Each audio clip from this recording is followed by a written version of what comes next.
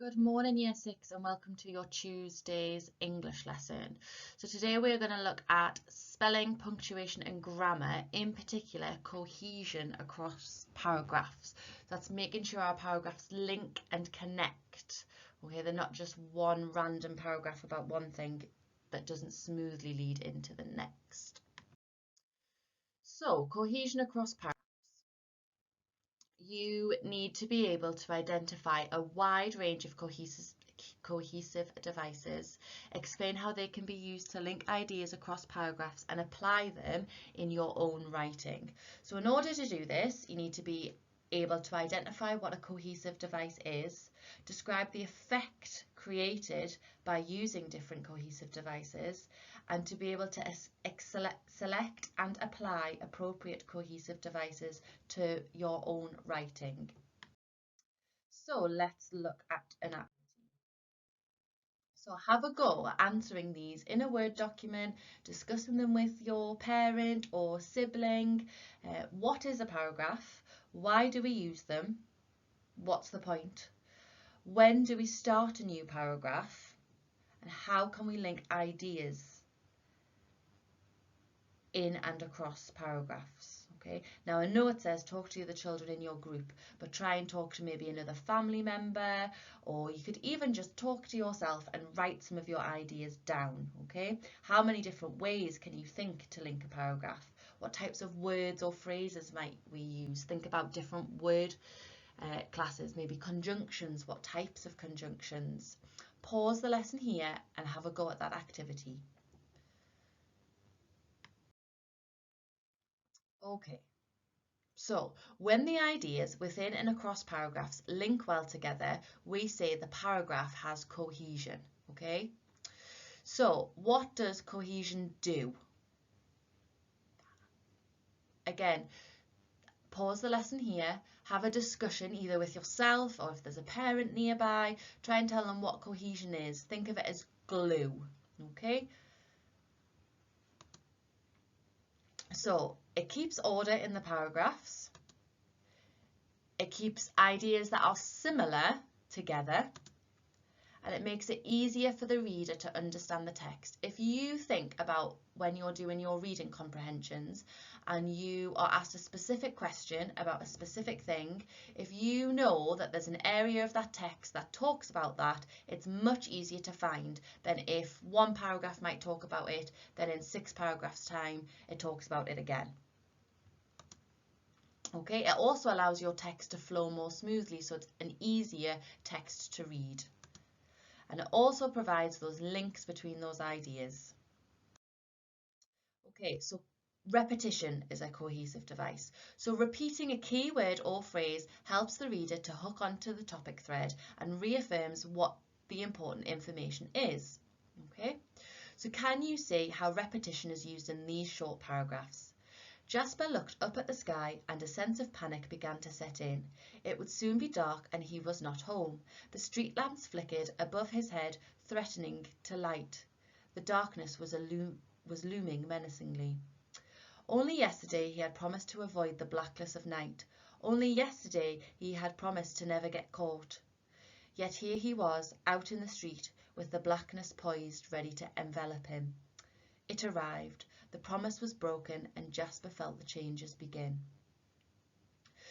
So you can see that only yesterday is repeated in one paragraph, but both paragraphs are using repetition in terms of the darkness. Okay, they're talking about what was looming as well in terms of darkness. So there's the repetition there.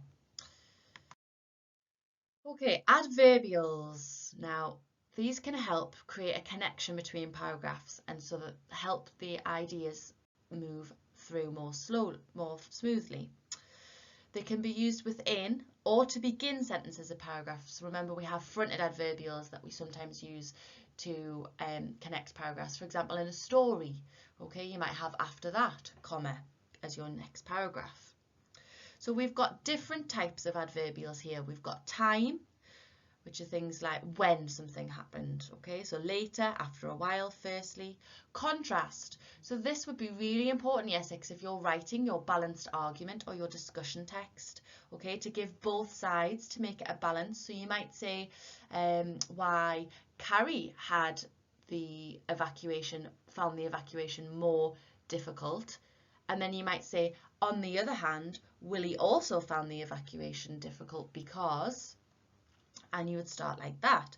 Another one is for emphasis. So when you're trying to make a really important point that you want the reader to remember, that's possibly the main point of your text, you use for adverbials, which could again come at the front, like most importantly, in addition, especially.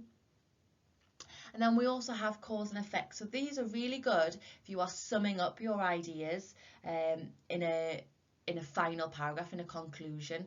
So if you were again writing a balanced argument and you had put both sides of the argument across, and then you wanted to give the final view, what the final say was, you could say therefore, or consequently, or as a result of the evidence, comma, and then give your last point, such as Carrie had a more difficult time than Willie, or whatever you think.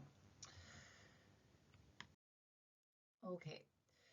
Order and relevance. A cohesive text is ordered effectively and its points are clear and relevant. So it's important to reread your paragraphs carefully to check for cohesion. So this is why I am always telling you to reread what you have written and check that your story or text, or even your discussion text that you wrote yesterday, flows. It makes sense. We haven't jumped from one paragraph to the other.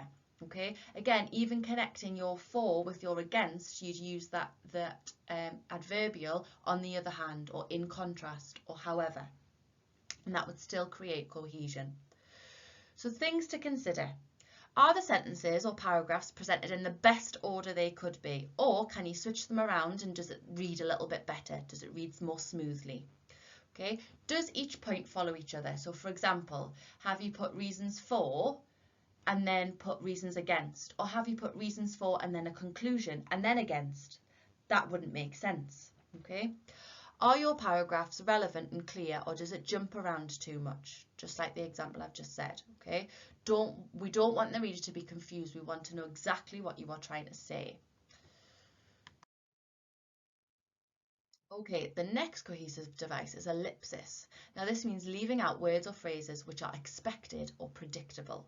So the ellipsis, which is seen as 3 dots in the brackets, shows that words have deliberately been left out of a text and can be used to create mystery, suspense, or a trailing thought.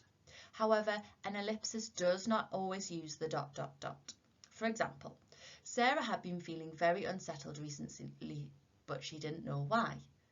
The ellipsis in this sentence comes after why. Many ellipses have ... as a substitute for the omitted words. We don't need to add ... in this ellipsis, as the meaning is still clear and the missing words are very obvious. By using ellipsis in this way, within and across paragraphs, repetition and unnecessary information can be avoided, which makes the writing clear and more succinct. So red group, if you're going to have a go at this, make sure you're not missing out lots of words in your text, or your text won't read correctly, it won't make sense. Okay, so here come the independent activities which are in your resources section of your assignment for you to have a look at. So they are labelled exactly as they are on this slide, year 6. Now there's different ones. So there is a 1 star, which you can see in the corner, then there's 2 stars, and then there's 3 stars. So blue group should be doing 2 stars, green group should be doing 1 star, and red group should be doing 3 stars. Okay? So just pause the lesson here and have a go at those that activity. Okay, once you've completed that, let's have a look back over what we've learned this lesson. So looking at cohesive adverbials, now you have this as an image as well in your resources section. All right, so we've got different ones: time, place, number, or frequency. That means how often it's happening. An exception. So even though this has happened, this is okay. Okay, a cause and effect, which we've gone over. Contrast or comparison, which again we've gone over as a way to write a balanced argument. Okay, Clarification, which is again just to make your point clearer, in fact, in other words, okay? Again, this is very useful when you're summing information up. And then finally, we've got emphasis or addition. So again, looking at your most important points. So let's have a look at this next activity. So this is not about a new animal. So I know it says work with your partner. Again, you could talk with a sibling or a parent, or you could just talk with yourself, okay? Sometimes it's easy to speak out loud so that you can hear your own ideas. So you're going to work to write 2 paragraphs about children who were evacuated in World War II. You looked at all that information last week, such as radio interviews, the photograph of the children being evacuated, and see if you can write 2 paragraphs and link them with cohesion. So use a range of cohesive devices such as cohesive adverbials, repetition. Reds, you could try an ellipsis if you feel confident at this point, but if not, please don't worry. Use what we have learned last week to give you an idea about what to include in each paragraph. You could also use the long piece of writing that you wrote yesterday to help you, okay? So you can use types of cohesive devices more than once, and you can use them within paragraphs as well as in between them, across them, okay? Make sure you decide which information to use and what your paragraphs are going to be about. Okay, don't panic. This is not a formal assessment. It's just a little end of lesson test to see how you're doing, see if you can complete, and make sure you re-upload this work.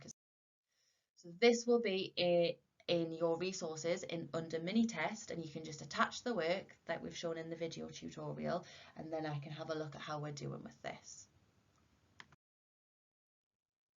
Okay, final activity then. Show how well you can create cohesion in your writing and choose 2 paragraphs from your discussion text that you wrote yesterday and edit them and try and include some of those cohesive devices. Good luck, Year 6. So by the end of this lesson, so after all those activities, you should be able to identify a wide range of cohesive devices. So have a pause of the lesson and think of all the cohesive devices. Maybe you could shout them out to yourself that we have gone over this lesson, okay? And then by doing that activity, you have applied them in your own writing. Well done, Year 6, keep up the good work.